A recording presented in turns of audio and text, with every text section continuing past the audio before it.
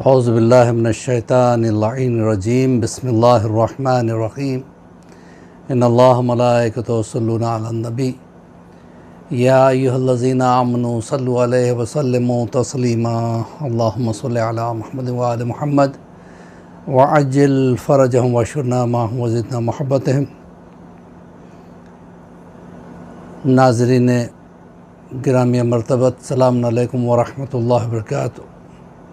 अल्हम्दुलिल्लाह तरबियत औलाद के हवाले से हमारा ये लेसन नंबर 85 है और गुज़िश्ता लेसनों में हमने ये बयान भी किया था कि इमाम ज़माना से हमारा ताल्लुक़ होना ज़रूरी है। हमारे इमाम ज़िंदा हैं और हमें देख रहे हैं और उनके सामने हमारे अमाल हर शब जुमा पेश भी किए जाते हैं। लिहाजा हमें अमल के मैदान में बहुत ज़्यादा मोहतात होना ज़रूरी है। जिस तरह से अगर किसी को पता चल जाए मैं नमाज़ पढ़ रहा हूँ और मुझे कोई देख रहा है, फिर नमाज के पढ़ने का स्टाइल बदल जाता है। बिलखुसूस अगर कोई आलिम दीन देख रहा है तो आप सोचें, जब एक आलिम के देखने की मारिफत इंसान के जहन में पैदा हो जाए, यकीन हो जाए कि वो देख रहा है, तो बहुत एहतियात से नमाज़ पढ़ता है। उसी तरीक़े से ज़िंदगी के उमूर, क्योंकि हमारे ज़हनों पर, हमारे निगाहों पर मादियत के पर्दे इतने छाए हुए हैं कि जिसकी वजह से हम इस एहसास से खाली हैं कि हमें इमाम देख रहा है।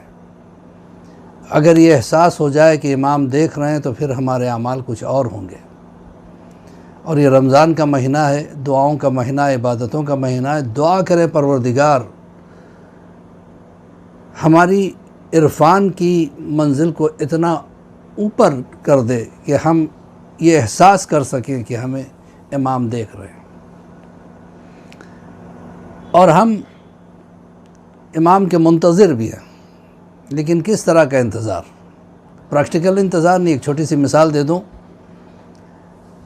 अगर एक मौलाना एक जो है ना मस्जिद में नमाज़ पढ़ा रहे हैं, रोज़ अपने टाइम पे आ जाया करते थे, लोग उनके पहुंचने से पहले ही जो है ना दरवाज़ा खोल देते थे, मस्जिद का दरवाज़ा, और मस्जिद को तैयार कर देते थे। मतलब उसके फ़र्श वगैरह, पंखे वगैरह, लाइट वगैरह ऑन कर देते थे ताकि मौलाना आए और सीधे नमाज़ पढ़ाना शुरू कर दें।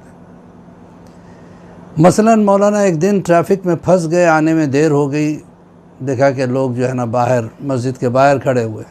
उन्होंने कहा कि क्या कर रहे हैं आप लोग? कहा हम आपका इंतज़ार कर रहे हैं। कि इंतज़ार सड़क पे कर रहे हैं? अंदर आके देखा कि लाइट साफ़ है, फ़र्श भी नहीं बिछा हुआ। तो सच बताइए मौलाना के दिल पे क्या गुजरेगी? ये कैसा इंतज़ार है?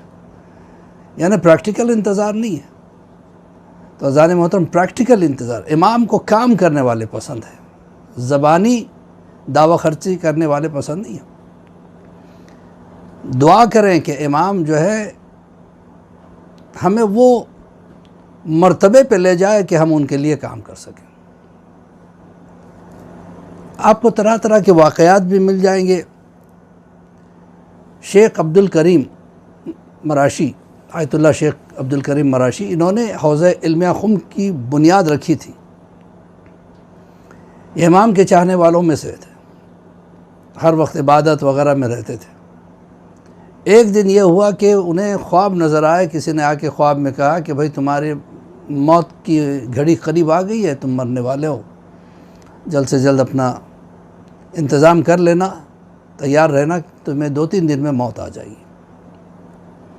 और वो बेचारे जो है ना जब ख्वाब से उठे तो सोचा पता नहीं अजीब ख्वाब है, ऐसे ख्वाब तो पढ़ते ही रहते। उन्होंने कुछ अहमियत नहीं दी ख्वाब को, खामोश हो गए।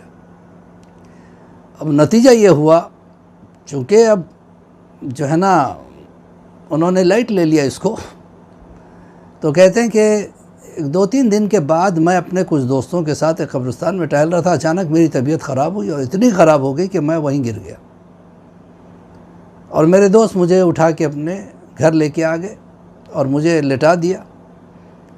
अब थोड़ी देर में मैं देख रहा हूँ कि दो अफराद आए हैं और उन्होंने कहा कि हम तुम्हारी रूह कब्ज़ करने के लिए, तुम्हें ले जाने के लिए आए थे।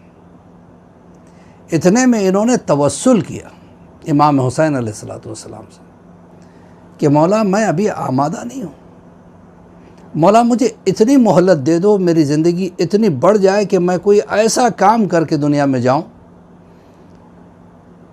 ताकि उस काम के हवाले से मुझे आखिरत में पहचाना जाए।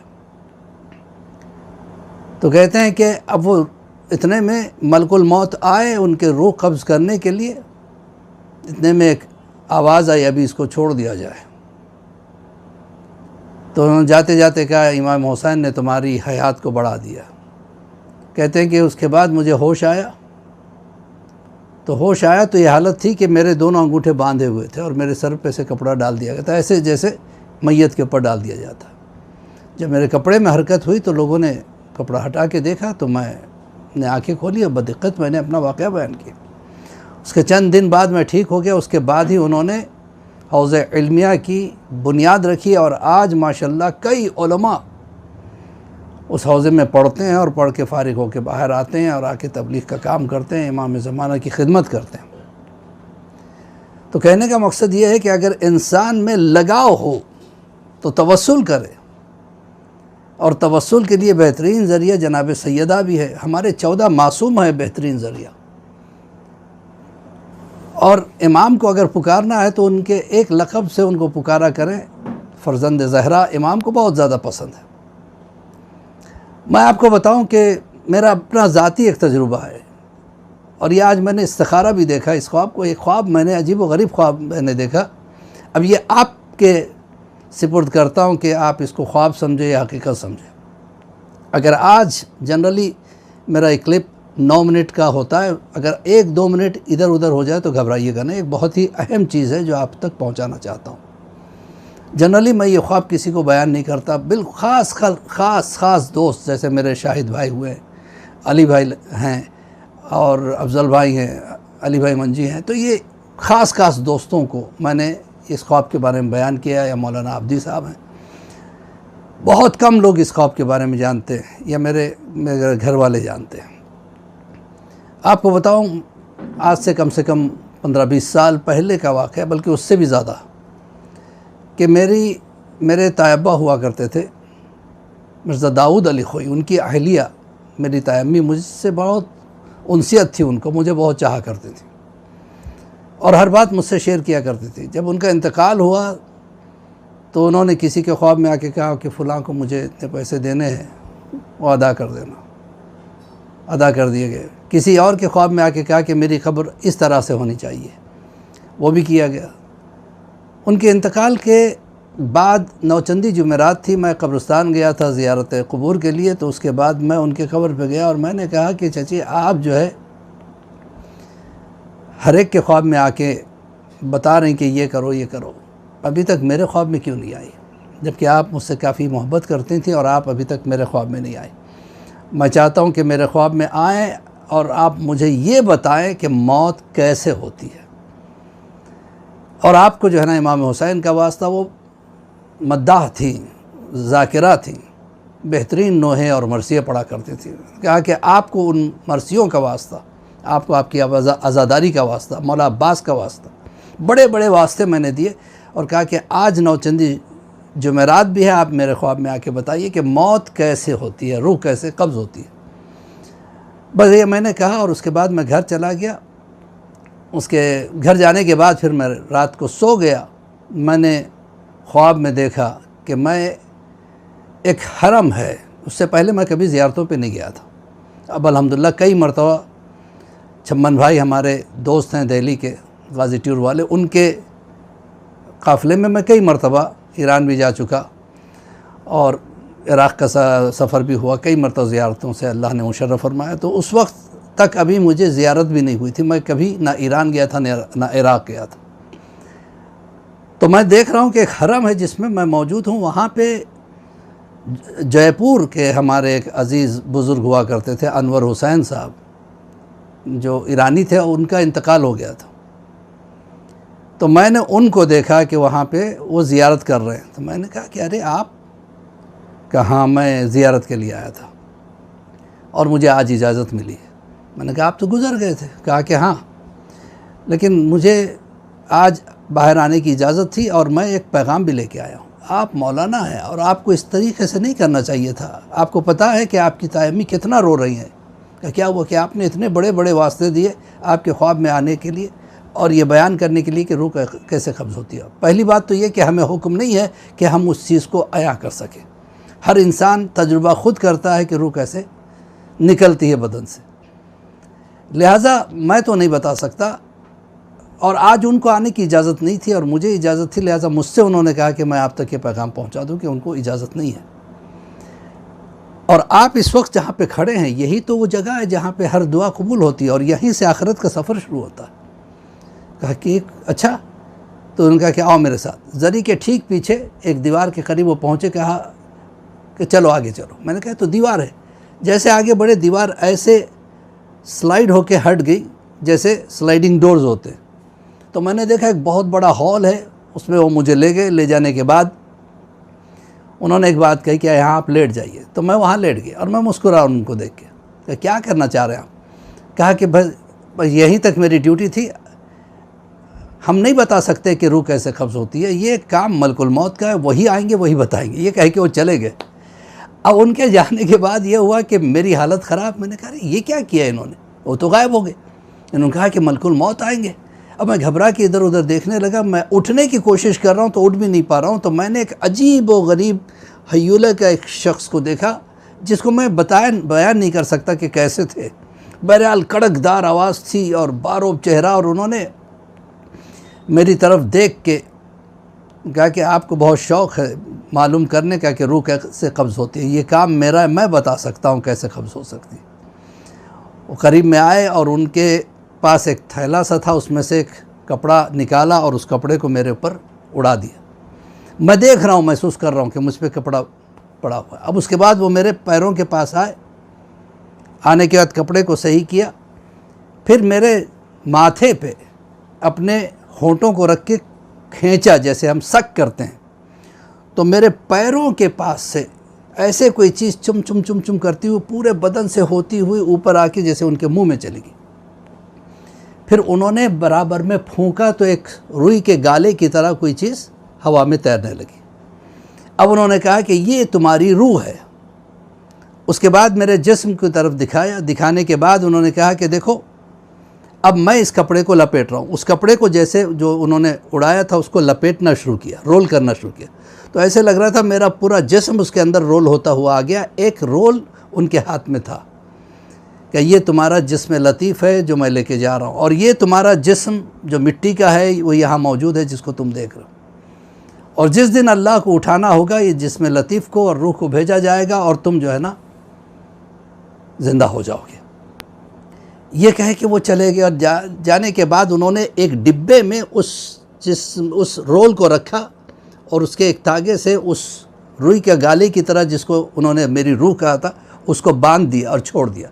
और ये सफ़र करता हुआ हॉल के दूसरे दरवाजे की तरफ से बाहर निकला। एक अजीब व गरीब दुनिया मैंने देखी जो इस दुनिया से मुख्तलिफ। वहाँ के पेड़ अलग, वहाँ के पौधे अलग, वहाँ के पहाड़ अलग, और वहाँ पे वो मेरा वो जो डिब्बा था वो चलता रहा और मैं अपने आप को उस डिब्बे के अंदर महसूस कर रहा हूँ। मैं पूरे नज़ारे देख रहा हूँ। ये अजीब व गरीब जगह मैं चला आया और मैं भूल गया हूँ कि मैं कौन हूँ, मेरा नाम क्या है और मैं यहाँ क्यों आया हूँ। बहरहाल उसके बाद चलते चलते एक ऐसे मकाम पे वो पहुँच के रुक गया कि एक तरफ एक सीढ़ी जा रही थी, दूसरी तरफ दूसरी सीढ़ी जा रही थी, और वो तय नहीं कर पा रहा था कि मुझे इस रास्ते पे जाना है या इस रास्ते पे जाना है। इतने में एक आवाज़ आई कि अभी इसका वक्त नहीं आया, इसे वापस किया जाए। बिल्कुल ऐसे जैसे हम पहले जैसे VCR चलाते थे और रिवाइंड करते थे तो पूरा सीन हम जो है ना वापस देखा करते थे। ऐसे मेरी रूह वापस आई उन्हीं नज़ारों से गुज़रती हुई और उसी हॉल में आके जहाँ पे मेरा जिस्म था उसके अंदर चली गई। और मैं घबरा के उठा। उस वक्त मेरा हाथ सीने पे पड़ा। ये क्या है, मैंने महसूस किया वो डिब्बा आया और मेरे सीने से टकराया और मैं घबरा के उठा तो पूरा जिस्म जो है मेरा पसीने में शराबूर था और एक एक हिस्से से मेरे जिस्म के जो है ना दर्द, शदीद तकलीफ़ महसूस हो रही थी और प्यास लग रही थी। मैं बड़े मुश्किल से उठा, उठने के बाद मैंने पानी पिया, सोचने लगा कि ये क्या है, ये ख्वाब है या हकीकत है। मैंने देखा मेरे सीने पे एक सुर्ख सा निशान है, ये पता नहीं हो सकता है मैंने अपने हाथ से अपने सीने को मारा है या वो डिब्बा लगने की वजह से। बहरहाल मैं आज तक समझ नहीं सका इस चीज़ को, मैं बता रहा हूँ आपसे। मैं उठा, देखा कि वक्त देखा तो तकरीबन 3:30 का टाइम और 4 बजे का करीब था। मैंने देखा भी नमाज के लिए वक्त है और थोड़ा सा एक आधा घंटा और बाकी है। मैंने कहा थोड़ी देर के लिए और मैं लेट जाता हूँ। फिर लेटा तो फिर मैंने उसी ख्वाब को वहीं से कंटिन्यूएशन देखा कि मैं वापस उसी जगह हूँ, उसी ज़री के सामने खड़ा हूँ। वहाँ पे अनवर हुसैन साहब के फर्जंद जो है ना मुख्तार, जो हमारे दोस्तों में से हैं जयपुर के, वो मौजूद है और उन्होंने मुझे घूरना शुरू किया। मैंने कहा अजीब यार, तुम्हारे वालिद साहब भी अजीब आदमी है, वो तो गुज़र गए थे, इस तरीके से उनसे मुलाकात हुई। मैंने उनको पूरा वाक़या बयान किया। उन्होंने कहा कि मैंने एक ख्वाब में मैंने जो है ना एक दुआ की थी कि रूह कैसे निकाली जाती, ये मालूम करना चाह रहा था, और तुम्हारे वालिद साहब ने मुझे मलकुल मौत के हवाले कर दिया। अब मैं मजाक कर रहा हूँ उनसे, तो उन्होंने कहा कि देखिए मौलाना, आप कहना क्या चाहते हैं। मैंने कहा कि पहली बात तो यह है कि मैंने रिवायतों में पढ़ा था कि जब रूह निकलती है तो ऐसे जैसे रेशम के कपड़े को कांटेदार दरख्त पर रख के खींचा जाए तो कैसे तार तार हो जाता है, इस तरह से जिस्म को तकलीफ़ होती है। मुझे तो कुछ नहीं पता चला, बड़े सुकून से रूह निकल गई। तो उन्होंने एक बात कही, मौलाना सबसे पहली बात तो हम शियाने हैदर कर्रार हैं और मौला के चाहने वाले हैं, और आप आलिम दीन हैं, तो फिर मौत की तकलीफ़ कैसी। उसी के बाद जो है ना मैंने महसूस किया कि वाक़ई मौत का जायका क्या है, कि हर शख्स मौत का जायका चखता है। तो शायद मैंने ख्वाब में मौत का जायका चख लिया था। तो बहरहाल कहने का मतलब यह है कि जनाब मासूमा कुम की बारगाह वो है जहाँ पे हर दुआ कबूल होती है। ख्वाब में भी मुझे यही बताया गया, और जब मैं हकीकत में उनकी ज़ियारत के लिए गया तो वही ज़री, वही अंदाज़ जो मैंने ख्वाब में देखा वही सीन था। तो कहने का मकसद ये है कि मासूमा से तवस्सुल करें कि मासूमा, आपको आपके जद का वास्ता, आपके भाई का वास्ता, हमारे दिलों में इमाम ज़माना की मोहब्बत दे दो, हम वाकई इमाम के चाहने वाले बन जाएं और ऐसे इंतज़ार करें जैसे उनका इंतज़ार करने का हक़ है। बहुत ही माजरत के साथ आज 17 मिनट या 17.5 मिनट की हो गई है। वैसे जनरली मैं इतनी लंबी तकरीर ख़ासकर तरबियत औलाद में नहीं करता। बहरहाल ये एक जो है ना तोहफ़ा है उन बच्चों के लिए, ख़ासकर जिनके लिए जो है ना एक शौक़ पैदा हो सके दीन के लिए। तो बहरहाल मैं दुआ करता हूँ परवरदिगार हमारे गुनाहों को बख्श दे और हमारे इमाम के ज़ोहर में ताजील फरमा। इसी के साथ मौलवी अब्बास अली खोई का सलाम कबूल कीजिए।